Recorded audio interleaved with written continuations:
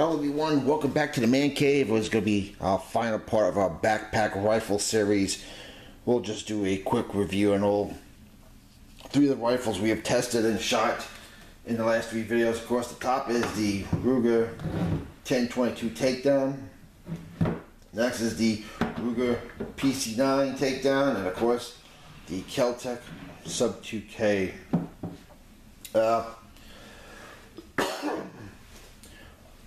Pros about this, the Ruger 10/22 Takedown is one, the rifle's reliability, durability, and track record is second to none. Accessories and parts are widely available. It is the most popular 22 on the market. It's been around, I think, I don't know, I'm going to say at least the mid-60s. I could be wrong. But different variations of this rifle, just the rifle itself, and even different variations of the Takedown model now. You used to just come in one color, but now you see I got different color stocks now, camouflaged, and this is the NRA edition. Easy to take down, easy to clean. Shoots 22 ammo, so it's cheap to buy, it's cheap to shoot. So if you're looking for a plinker, and only a plinker, this is the best gun of the mold to have, is the Ruger 10/22. If you're looking for a starter rifle, that is the best starter rifle. Everyone has usually started with some type of 22, either a one-shot bolt action or a Ruger 10/22.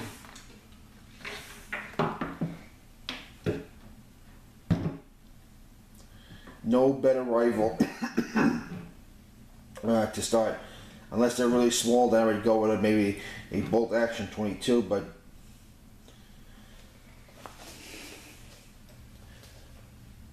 it's just an awesome rifle. It is a good backpacking rifle. It is a good hiking rifle, camping rifle, a plinking and just having fun. The negatives. Let me see. Negatives. Not my first choice in first defense calibers, so I don't think it's a good home defense rifle. But if it's the only thing you have, certainly better than nothing. As far as a truck gun for emergency situations, again, definitely not my first choice because of the caliber, and it is the only rifle on this table which you cannot have a matching magazine with your handgun. So keep in mind that, and also keep in mind the laws of in your state of keeping ammunition loaded in a rifle in your truck or car. Every state varies. There's all kinds of ridiculous laws. Some allow you fully loaded. I'm not going to go into it, but you know what I mean. Also, pretty much very easy to clean, which after a long day of shooting dirty 22 ammo is a pretty good thing. The other thing on this, I do like the fiber optic sights. This is the race I just put on. Much better than the standard set it came on. Of course, the fiber optic red sight. All very good. It is light to carry. It is by far the easiest gun probably to shoot because of the weight, the caliber, and the recoil. Not that there's a lot of caliber on the millimeters, but it's clearly less on the 22 caliber 10/22 Takedown. Second one on the list, the Ruger PC9 Carbon.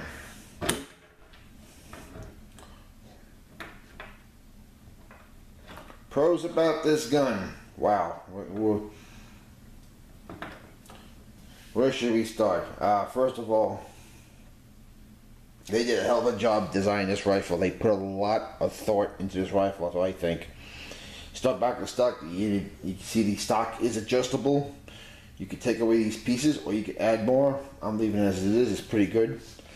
It's a polymer stock, which means it's good to take in all weather, just like the 10/22 Takedown. The trigger on this is just as sweet as the Ruger 10/22. And when you're shooting a heavier like I said, heavier round compared to 22, it makes the gun that much more fun to shoot. Also, takedown features the same exact as the Ruger 1022. Same identical stuff. I love the ambidextrous safety and magazine release. I like the fact that it has a Glock conversion kit, magazine kit, which I have on there. So if you carry a matching Glock double stack handgun, or you carry the Ruger SR9 handgun, and I believe there's another handgun there that carries the same, use the same magazine, this makes you a perfect truck gun. And let's see, if you're living in New York State, I think the Ruger PC, well, the PC9 is by far your best choice to have if you want to keep a rifle, which is my opinion, in your truck. Because again, if you carry the matching handgun, either a Ruger or a Glock double stack, the issue of keeping a loaded rifle in your car in New York State or the surrounding states, depending on where you live, is moot. Because, like I said, if you carry more than one magazine on you, all you gotta do is put the rifle together, put one out from your holster, and you're good to go. This rifle will take all types of Glock 9mm double stack magazines, the Glock 26, the Glock 19, and the Glock 17, as well as the big 33 rounders.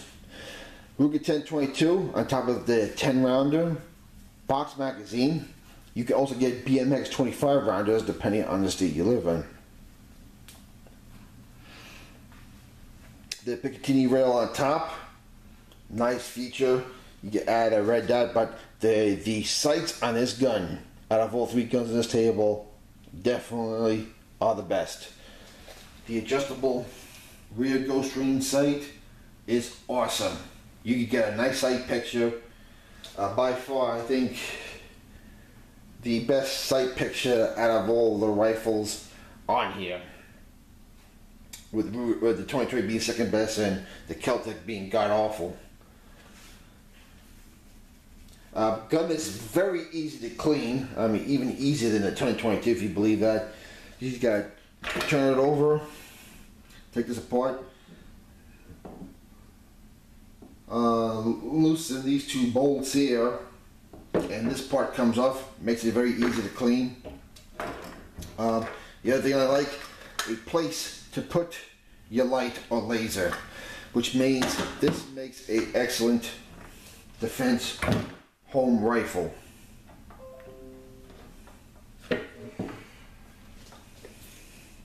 In fact, assuming you live in a spacious house, I think out of all the guns on this table, the Ruger PC9 is the best home defense rifle. Unless you live in a house with tight corners like I do, then you might want to consider the Keltec Sub 2K, because it is shorter.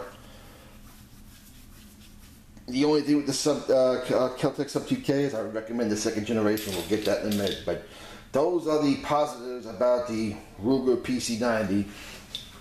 Now the only possible, two negatives, one possible negative, depending on how you feel about it. It has a heavy duty barrel and it has a heavy duty bolt, which means it's built to last and it'll last a long time. But it does add weight to the gun, and I'd say it's about over 7 pounds. Almost as much as an AR-15. But some people like that. Some people may not like that. For recoil and accuracy, I think it makes great. But at the same time, this is not exactly the gun you want to take hiking with you or backpacking with you. This, of all the three guns on the table, that's the one you don't want hiking or backpacking. Camping, fine. Truck gun, if you're a civilian in the Northeast, where gun restrictions are insane, that's fine. Or even if you live in free America, that's still an excellent truck gun.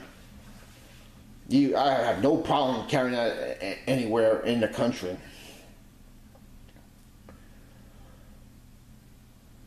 So depending on what you feel, that may be a positive, that may be a negative. The one negative is that we've had some jamming issues. Had they been constant? No, we get one once in a while.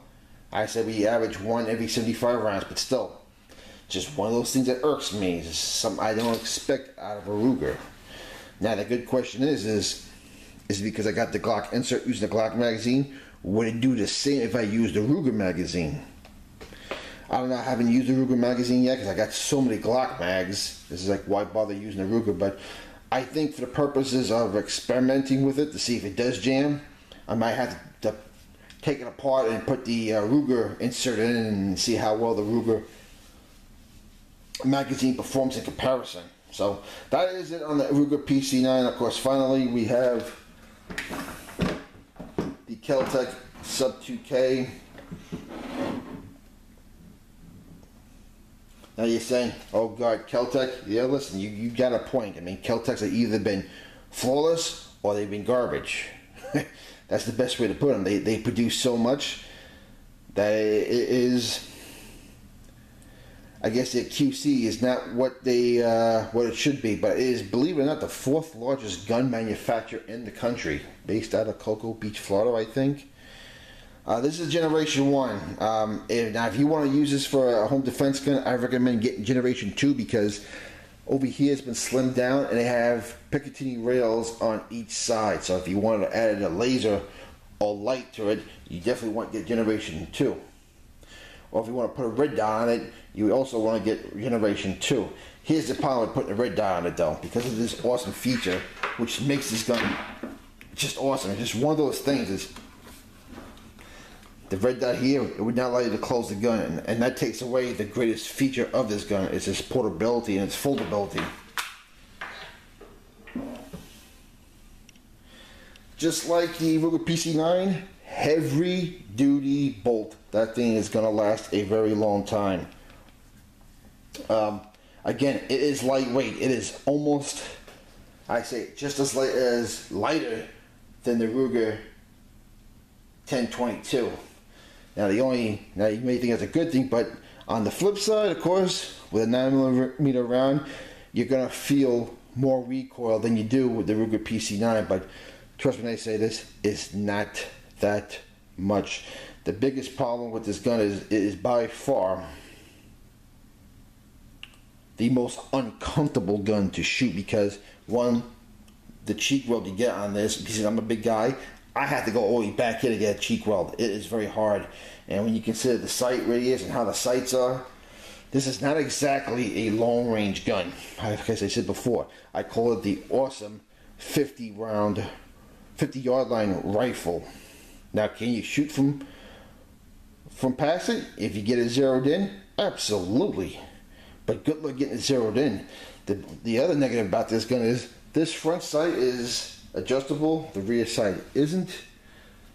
This front sight is a pain in the ass to mess with. I know what Kel-Tec was thinking when they did this. They have improved it with the 2nd generation, but it's not that much. It's not that much better. If you can avoid messing with this front sight, please do. But it depends what kind of zero you want. Now, this is the only rifle of all my rifles where it doesn't have a 50-yard zero. It's got a 25-yard zero. Because after trying to get the 50-yard zero, it was so difficult. I spent so much time on it. I got sick. I just went back to the 25-yard line. I said, okay, I think it's about time I realized this gun for what it is. It is a short rifle. It's a more accurate handgun. That's exactly what it is. It is a more accurate handgun. So I made it a 25-yard zero, and listen, 25-yard zero, if your gun is zeroed in right, it can go a long way. But again, considering where I live in New York, and there is not a lot of flatlands around me. I don't live in rural part of New York. I live in a very mountainous area. Long shots are not really a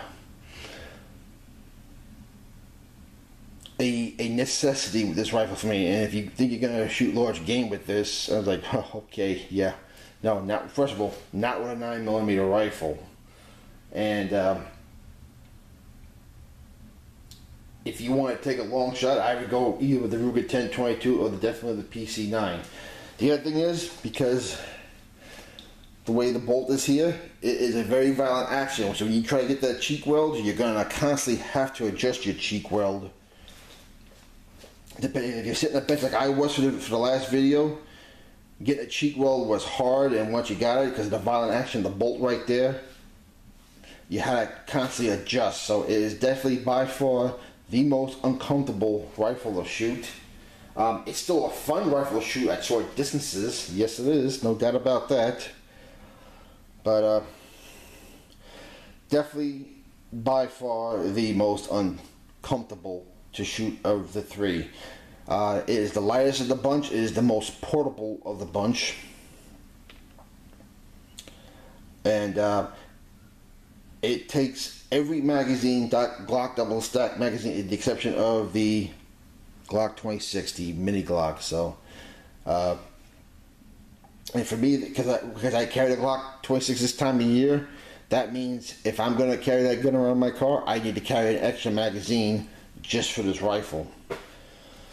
But it is what it is. Everything else is give and take. Pick your poison, and just know your rifle. Now, like I said, I recommend this rifle the most for backpacking and hiking.